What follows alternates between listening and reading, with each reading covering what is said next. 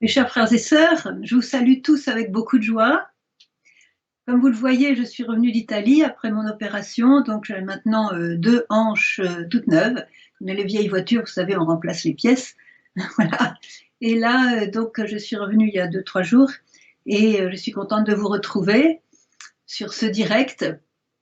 Et merci pour les prières, merci pour les petits mots que j'ai reçus. Comment ça va? Comment tu te remets? Donc tout va bien, tout suit son cours. Je suis encore avec mes béquilles, je marche comme une tortue, mais bien sûr le Seigneur a pourvu et des personnes qui m'aident autour de moi, même si finalement aussi Gabi a le Covid, donc elle est enfermée en quarantaine, mais on s'arrange comme ça, on a d'autres personnes dans la maison pour nous aider, donc ça va. Alors, aujourd'hui, je suis contente de partager avec vous quelques commentaires, disons, sur le message du 25. Vous savez, on a reporté au 29, et, parce que le 26, j'étais vraiment pas du tout en état, j'étais encore sur la route. Je voudrais vous dire une chose très très importante à propos de ce message du 25, c'est qu'il a étonné tout le monde, et il a été très bien reçu, il a été très aimé, très applaudi, étonné, mais très applaudi et très apprécié.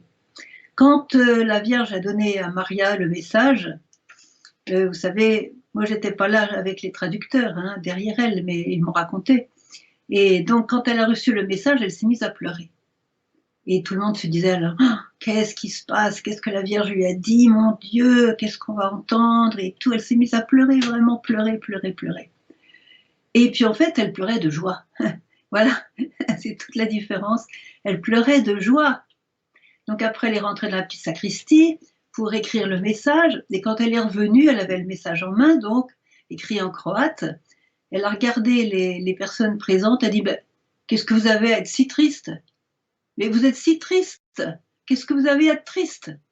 Alors ensuite, elle a lu le message. Alors je vais vous lire le message qui, en pleine circonstance quand même, on peut le dire, difficile pour ne pas dire dramatique pour certains, la Vierge nous parle que de joie, que d'amour, que d'espérance, que dans l'avenir, etc., la guérir de la peur. Enfin, vous allez voir, ce message tombe à pic pour nous sortir du pétrin dans lequel on est, pour nous sortir de cette nuée noire dans laquelle on est pris, on est étouffé. Hein, voyez. Alors écoutez bien le message. Ah oui, d'abord, excusez-moi, je n'ai pas fini mes petites annonces.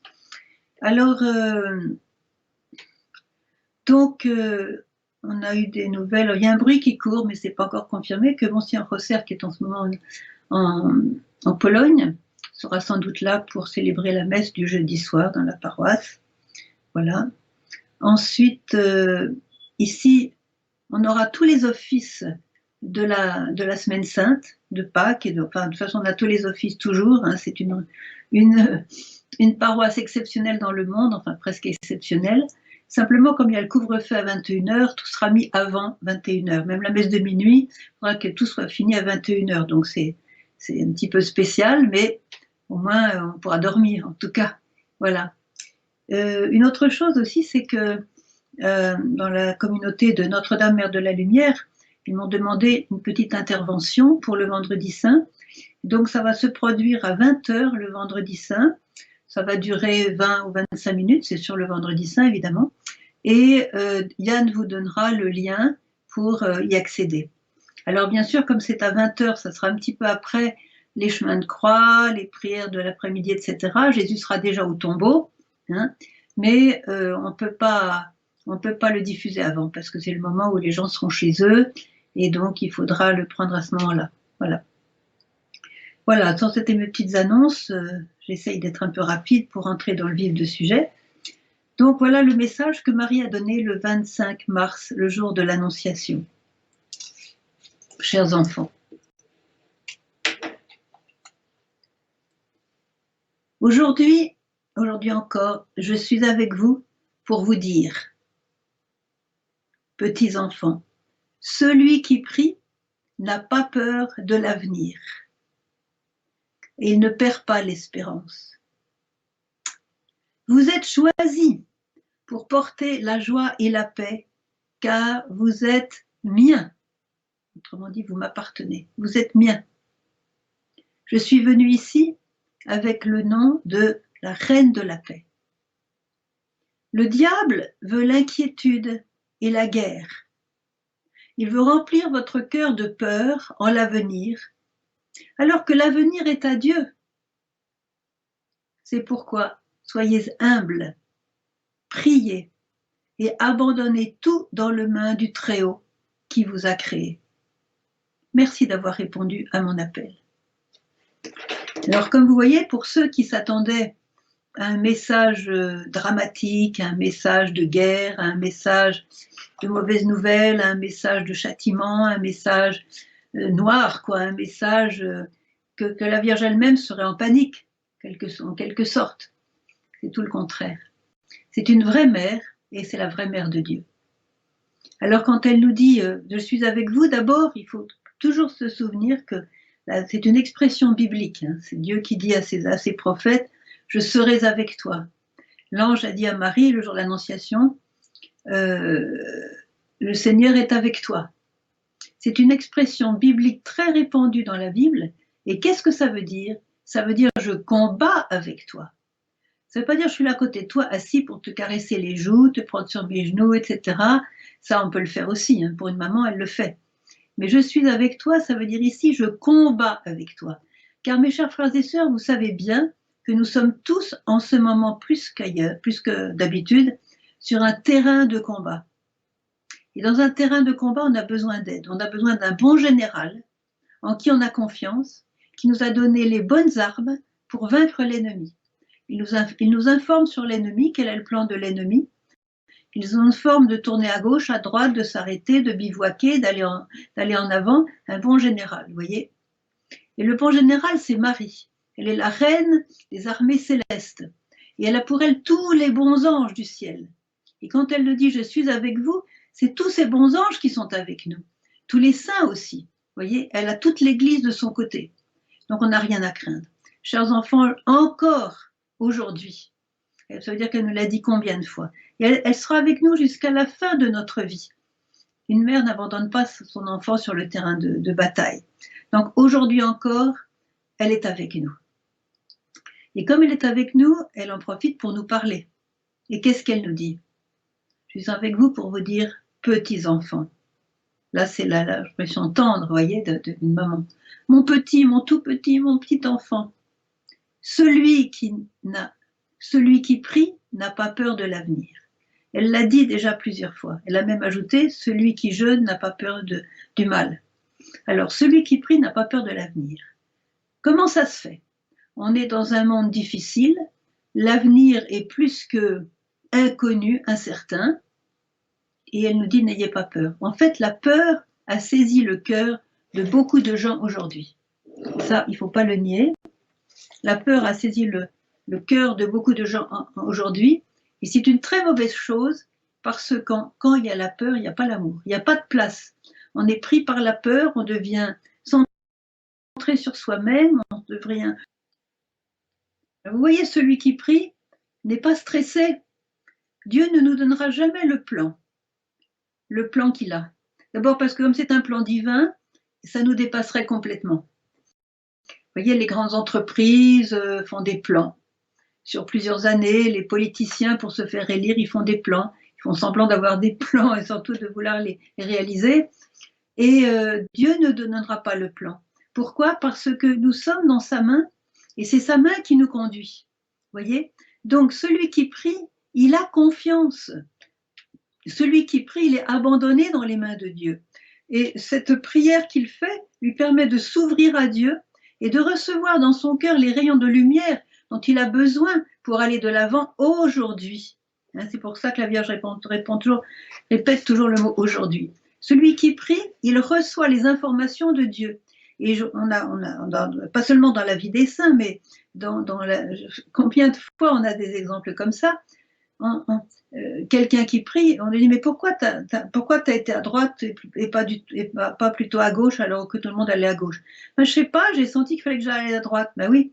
Et après on voit pourquoi c'est important qu'il allait à droite et non pas à gauche. Mais comme il a prié, il a eu cette lumière, il a eu cette connaissance, il a eu en quelque sorte cette information de Dieu qu'il fallait qu'il aille à droite plutôt qu'à gauche, vous voyez. Donc celui qui prie, il est guidé. Celui qui prie, il est conduit, vous voyez. Il y a des psaumes comme ça, voilà. Celui qui prie, le Seigneur le guide et il ne tombera pas dans un piège. Donc voilà, celui qui prie n'a pas peur de l'avenir. L'avenir appartient à Dieu. C'est Dieu qui est maître donc du temps et de l'espace et aussi du monde. Donc il a confiance que Dieu le mène à bon port. Mais voilà, il y a une grosse erreur que nous faisons à propos de l'avenir. Quand je vois les gens aujourd'hui, là je viens d'un hôpital, j'ai parlé avec beaucoup de personnes que j'avais jamais vues avant, j'ai fait des nouvelles rencontres, etc. Beaucoup espèrent que dans l'avenir, tout va recommencer comme avant. Bon, ça c'est exclu, il faut bien le dire, hein, on commence à comprendre que ça sera exclu. Donc ils sont incertains, on se dit, ben, si c'est pas comme avant, comment ça va être? Étant donné qu'on est plus pauvre, on est plus malade, on est plus fragile, on est plus, on est plus, oui, susceptible d'attraper des maladies. On est fragilisé, quoi, c'est ça. Et puis il y a la pauvreté qui commence. On se dit, est-ce qu'on va avoir de quoi manger? Est-ce qu'on va quand même trouver du travail? Est-ce qu'on va pouvoir voyager? Voilà. Parce qu'ils voient l'avenir comme une chose qu'ils ont connue avant et qu'ils voudraient retrouver. Peut-être aussi ils espèrent un avenir meilleur. Alors, qu'est-ce que c'est que... On n'a qu'un seul avenir, mes chers frères et sœurs. On n'a qu'un seul avenir, c'est le ciel. N'oubliez pas, chers enfants, que le but de votre vie, c'est le ciel, nous dit la Vierge Marie. Alors, il n'y a pas d'autre avenir. Alors, c'est comme quelqu'un, vous voyez, qui mettrait son radar, je dirais, sur le but à atteindre. Supposez que je sois à Paris, je vais à Toulouse, par exemple. Donc, je mets le GPS sur Toulouse. Et là, le GPS me dit, bon, ben, prenez cette route-là, tournez à gauche, tournez à droite, au repoint, c'est la 4e du côté gauche, etc. Voilà, il m'indique tout. Et on avance quelquefois les yeux fermés, bien que les GPS, en général, il y a peut-être de temps en temps des petites bricoles qui ne vont pas. Mais bon, en tout cas, voilà. Mais l'important pour nous, c'est de mettre l'adresse de la destination. Voilà. Et c'est ça qu'on ne fait pas. Parce que l'adresse de la destination, qu'est-ce qu'on met? Eh ben, c'est ça. On va mettre demain, on va mettre dans 15 jours, on va mettre cet été, est-ce qu'on pourra aller sur la plage? On va mettre l'automne prochain, est-ce qu'on pourra faire le voyage dans ton rêve? Voilà. C'est pas ça l'avenir. Ça, c'est notre petite cuisine, si vous voulez. Il n'y a rien de mal, mais c'est notre petite cuisine. Quel est le seul avenir dont la Vierge nous a parlé? Eh bien, c'est l'avenir du salut, c'est-à-dire du ciel. Alors, mettez votre GPS sur le ciel, sur l'adresse du bon Dieu. Et si vous mettez votre GPS sur l'adresse du bon Dieu, le GPS, en fait, c'est comme la Vierge, c'est elle qui, au jour le jour, au fil des routes et des tournants et des creux, des montagnes, des plaines, c'est elle qui va vous conduire. Et là, vous n'avez pas peur de ce chemin-là parce qu'il est sûr. Mais pour être sûr, il faut mettre la destination et savoir avec qui on part. Voilà. Ça fait maintenant presque 40 ans que la Vierge nous dit qu'elle est avec nous dans ce lieu de combat. Elle ne nous a pas promis la facilité. Elle nous a même dit que les épreuves vont arriver, elles sont arrivées, et il y en a d'autres, puisque ces épreuves-là ne font même pas partie des secrets, donc il y en aura certainement d'autres. Les secrets ne sont pas tous des épreuves, attention, il y a des très très beaux secrets, hein, donc des bonnes choses qui nous attendent aussi. Donc mettez votre GPS sur le... Voilà. Si vous mettez votre GPS sur le fait d'avoir un travail, sur le fait d'avoir un autre enfant, ou sur le fait de trouver l'âme sœur, ou sur le fait d'avoir une meilleure santé, vous aurez toujours peur. Excusez-moi de vous dire ça, vous aurez toujours peur. Parce que je ne peux pas vous promettre que ça va arriver. Mais je peux vous promettre que si vous prenez la main de la Sainte Vierge et que vous laissez guider par elle, je vous promets que la destination, vous allez y arriver et vous ne serez pas déçus du voyage, c'est le cas de le dire, parce que vous allez tomber à pieds joints dans le ciel. Voyez? Et ça, c'est important. Donc voilà. Donc il faut se refixer sur le but final. Oui, je pense à Saint Joseph, par exemple. Bon, il avait fait le bon choix hein, au niveau de sa femme. Il avait franchement fait le bon choix du monde. Hein, vous voyez, il était tout content. bon, je ne décris pas comment devait être la Sainte Vierge, je ne l'ai pas vu à ce moment-là, mais enfin, il était aux anges, hein, c'était vraiment. Et pof, le pavé dans la mare. Elle revient de Ain-Carem, où elle a été voir sa cousine Elisabeth, il la trouve enceinte. Son monde s'est écroulé. Il a peut-être pensé à ce moment-là que son avenir s'était écroulé. Mais il n'avait pas mis son avenir dans son mariage. La grâce de Saint Joseph, c'est extraordinaire. Il n'avait pas mis son avenir dans une femme, dans une épouse, si belle soit-elle. Il avait mis son avenir dans Adonai, en Dieu. C'est ça qui lui a permis, dans ce tourment, cette horrible torture mentale et du cœur qu'il a dû subir à ce moment-là, c'est ça qui lui a permis de ne pas livrer Marie à la lapidation, qui était le sort des femmes qui étaient enceintes sans mari comme ça, voilà, à ce moment-là.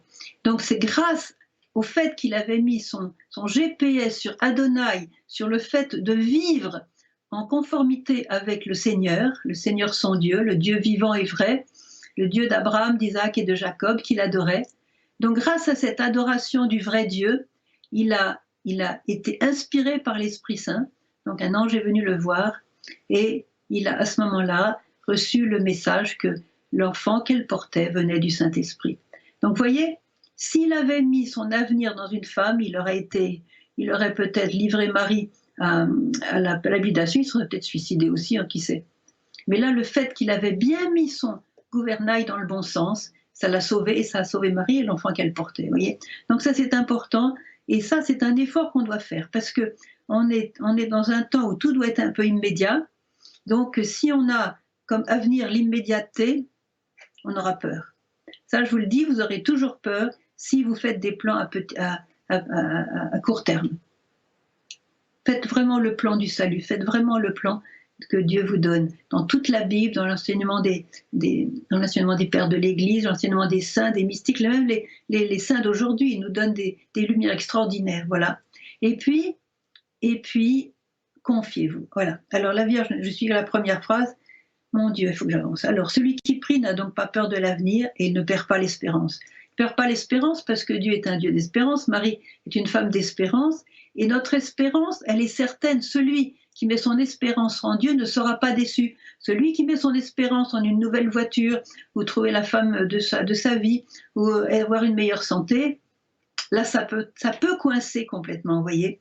Donc celui qui prie ne perd pas l'espérance parce qu'il est informé par Dieu, il est nourri par Dieu, il est guidé par Dieu, il est, comment dirais-je, il est tenu par Dieu et il ne va pas trébucher, voyez.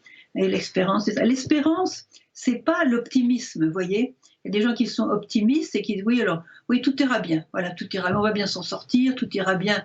Ça, c'est bien gentil, c'est sympathique d'avoir quelqu'un d'optimiste, mais c'est pas ça qui va changer la vie. Hein. Ce qui va changer la vie, c'est la foi, que du moment que j'ai un Dieu qui m'aime, j'ai pris sa main, j'ai pris la main de la Vierge, eh bien j'ai la victoire. C'est ça l'espérance. L'espérance, c'est que je suis sûre de la victoire parce que je marche avec mon Dieu. Et j'aurai des épreuves, j'aurai peut-être, comme dit le psaume, si tu passes un ravin de ténèbres, tu ne crains aucun mal, ton bâton, ta houlette sont là qui me consolent. Vous voyez, il y aura des moments creux, il y aura des moments il y aura des traversées du désert, il y aura des moments d'aridité, il y aura même des souffrances, peut-être des maladies. Mais oui, mais c'est ça la vie. Encore une fois, Dieu ne nous a pas promis la facilité, il ne nous a pas promis le jardin d'Éden sur la terre. Mais les épreuves vécues par lui ont un sens complètement différent du sens que peuvent donner les païens qui n'ont pas Dieu, voyez. Parce que même les épreuves sont des cadeaux. La Vierge nous l'a bien dit. Quand vous avez une maladie, une souffrance, dites à Dieu, Seigneur, je te remercie pour le cadeau que tu me fais. Non pas parce qu'elle est sadique, mais parce que l'offrande de la souffrance liée à celle de Jésus va faire que votre famille, vos proches et d'autres gens dans le monde vont être bénis et peut-être vont être sauvés s'ils n'étaient pas sauvés autrement, sans l'offrande de cette souffrance, voyez. Et c'est pour ça qu'il faut beaucoup prier pour les incroyants, parce qu'ils ne savent pas ça, et quand ils ont une maladie, une chose grave et qu'ils souffrent, et bien là, c'est l'absurdité, hein, c'est vraiment la détresse. La Vierge a dit, la souffrance sans Jésus mène au désespoir. C'est pour ça qu'il faut beaucoup prier pour les incroyants, ceux qui ne connaissent pas encore l'amour de Dieu. Vous êtes choisis pour porter la joie et la paix, car vous êtes miens.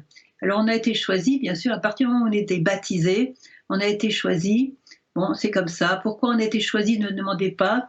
Dieu a ses plans, voilà, nous sommes choisis. Bon, nous sommes choisis pour porter la joie et la paix. Donc, pour porter la joie et la paix, il faut les avoir dans son cœur.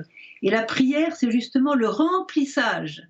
Voyez, la prière va nous sortir du vide.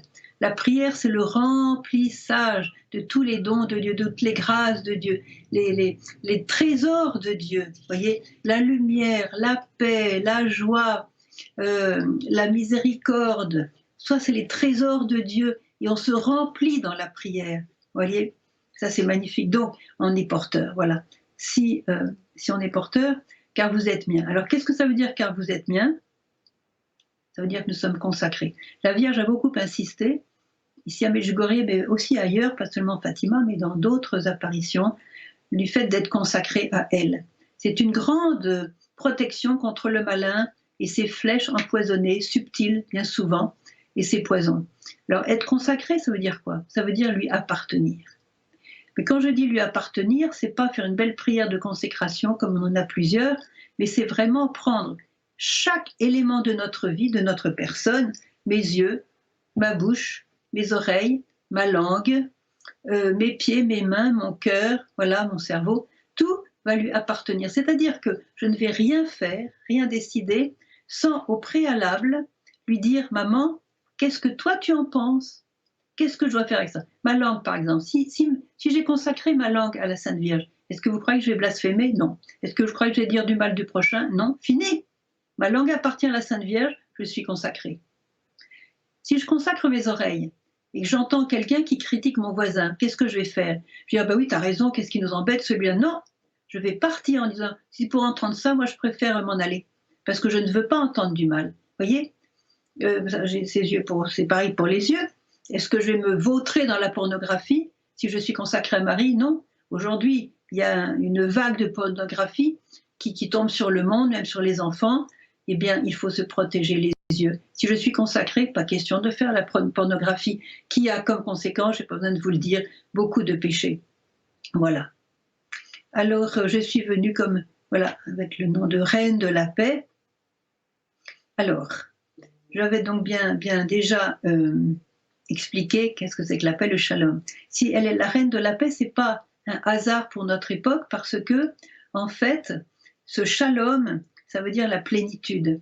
Et justement, aujourd'hui, on souffre du vide. J'étais, il y a encore quelques jours, dans une clinique en Italie, et j'étais effarée de voir comment les gens mangent du vide constamment. Toutes les portes des chambres de l'hôpital étaient ouvertes, donc il y avait un bruit constant, avec des décibels à l'italienne, voilà, c'est ça.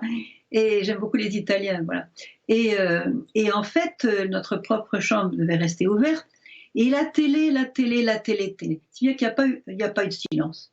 Et je me disais, soit les gens qui souffrent, qui ont besoin de consolation, ils n'ont pas de visite parce que c'est interdit, ils ont besoin de consolation, ils ont besoin d'une raison de vivre, et c'est télé, avec toutes les niaiseries qui peuvent aller sur la télé. Vous voyez, quelquefois, bon, il y a un bon film, d'accord, mais du matin au soir comme ça, c'est vraiment...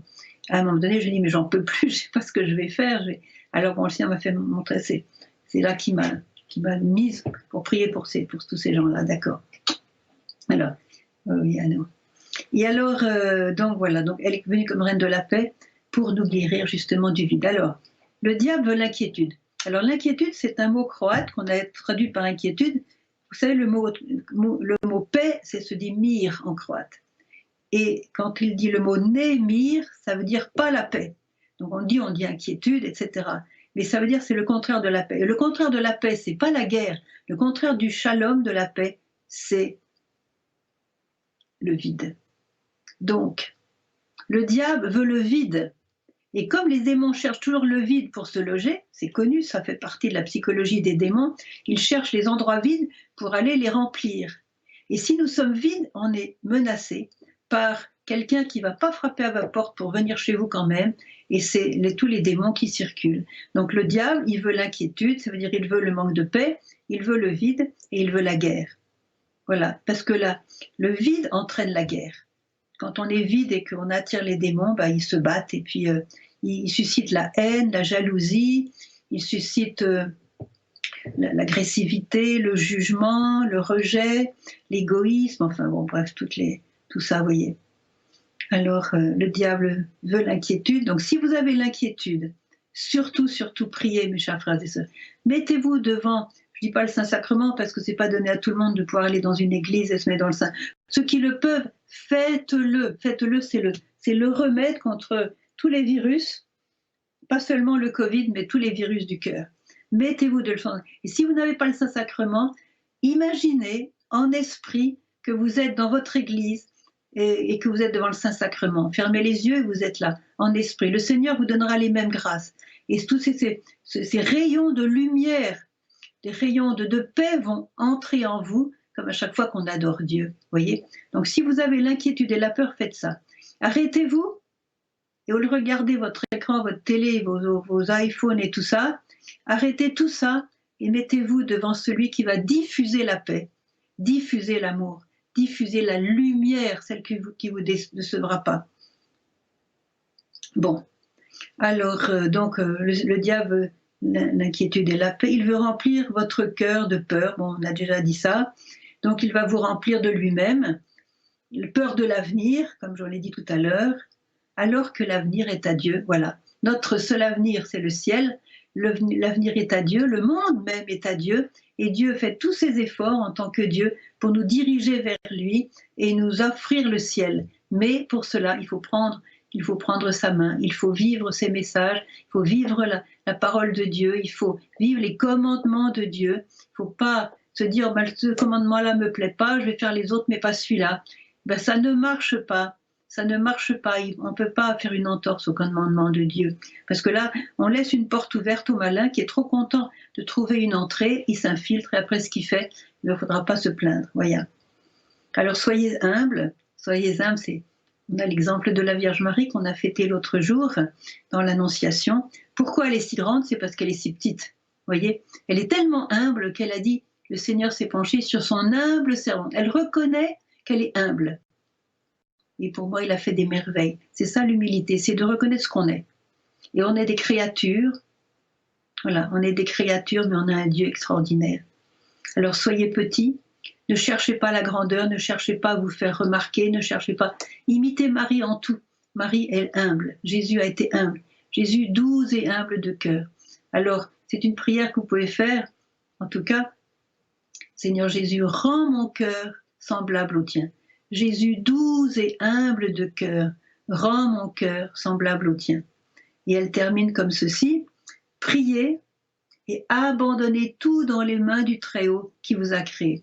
Alors là, je vais vous donner un exercice. Abandonnez tout dans les mains du Très-Haut. Elle n'a pas dit abandonner certaines choses, elle a dit tout.